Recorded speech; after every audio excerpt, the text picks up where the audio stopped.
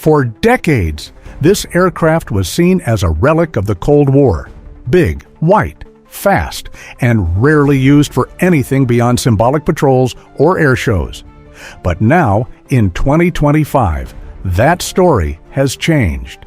The Tu-160 Blackjack, Russia's supersonic strategic bomber, is no longer just a symbol. It's active, it's striking targets, and it's doing so in a modern war, not just on paper or in theory. Its return to the skies isn't just about firepower. It's a strategic response to NATO pressure, the destruction of Tu-95 bombers by Ukrainian drones, and a shift in how Russia is fighting a war it never expected to last this long. Today's video will break it all down. Why is the Tu-160 suddenly being used in real combat missions? What role does it play in the current phase of the Ukraine conflict? And what message does it send, not just to Ukraine, but to NATO and the world? Let's dive deep into the rebirth of one of the most feared bombers ever built.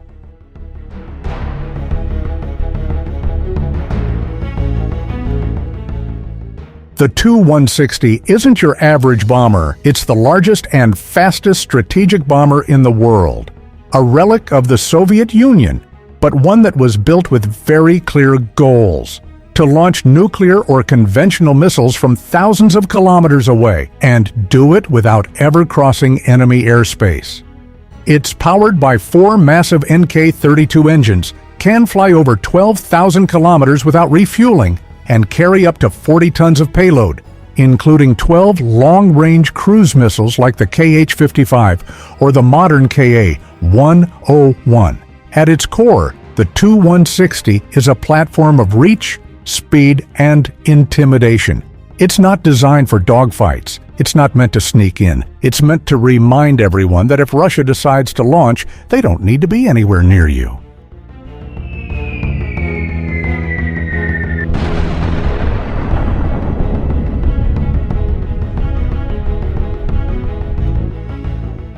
The NATO designation for the Tu-160 is Blackjack, and that name has haunted radar stations across Europe for decades. Every time a Tu-160 flies near international airspace, British, German, and Norwegian fighter jets scramble, even when it's unarmed. But here's the irony. For years, NATO largely ignored the bomber's long-term threat.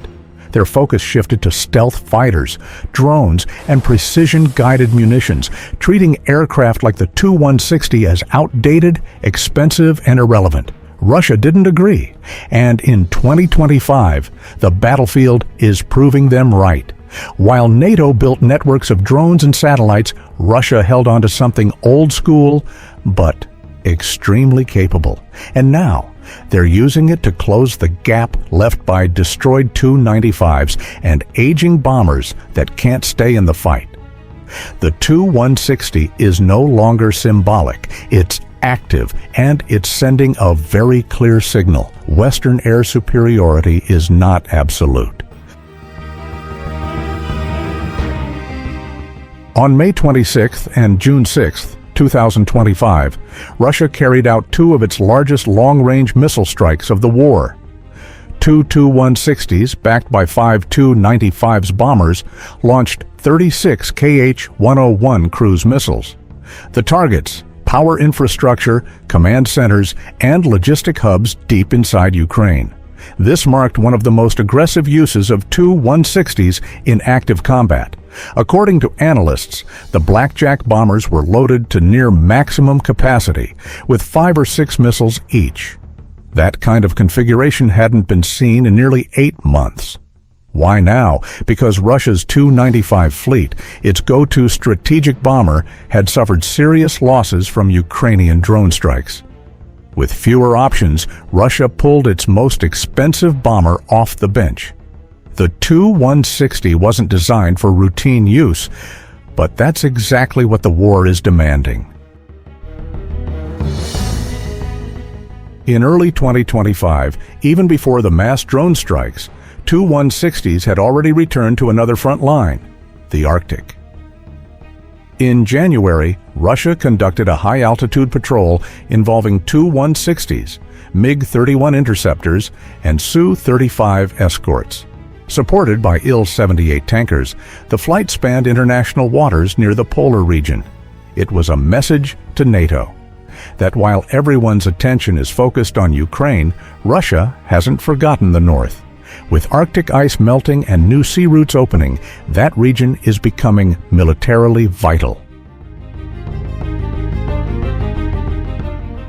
To keep the Tu-160 in action, Russia is ramping up missile production. In 2025, they're planning to produce over 600 Kh-101 cruise missiles. These long-range missiles can carry both conventional and nuclear warheads. But there's a problem. They're getting intercepted, frequently. In the June 6th attack, 31 out of 36 missiles were shot down by Ukrainian air defense. That's over 85% of the strike rendered ineffective. This raises questions about whether the Tu-160's role is sustainable in high-threat environments, or whether it's simply being used because Russia has no better option left. The Tu-160's return to combat isn't just about flexing old Soviet muscle, it's about necessity. Russia's bomber fleet has taken heavy damage. Its air bases have been exposed. Its options are shrinking. So the Blackjack has been pulled out, not for show, but for survival. Still, its presence changes things. For NATO, for Ukraine, and for the future of long-range air power. The question now is, how long can this aircraft keep flying missions in a modern war that's evolving rapidly? In the age of drones, sensors, and satellite surveillance, can a massive, expensive, non-stealth bomber like the Tu-160 survive? Or will it become the next target?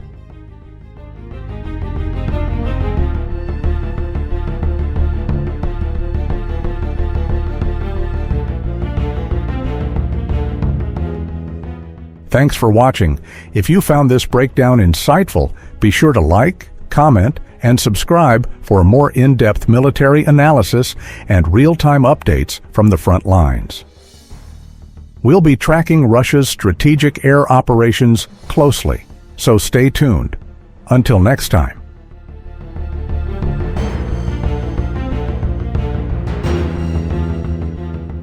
This content is created solely for educational and informational purposes.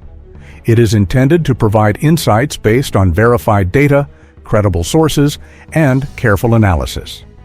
Our goal is to foster a deeper understanding of modern military technology and current events, not to promote or endorse any form of conflict, propaganda, or political agenda.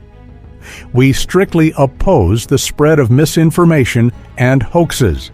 Every piece of information presented has been carefully sourced from reliable, publicly available references.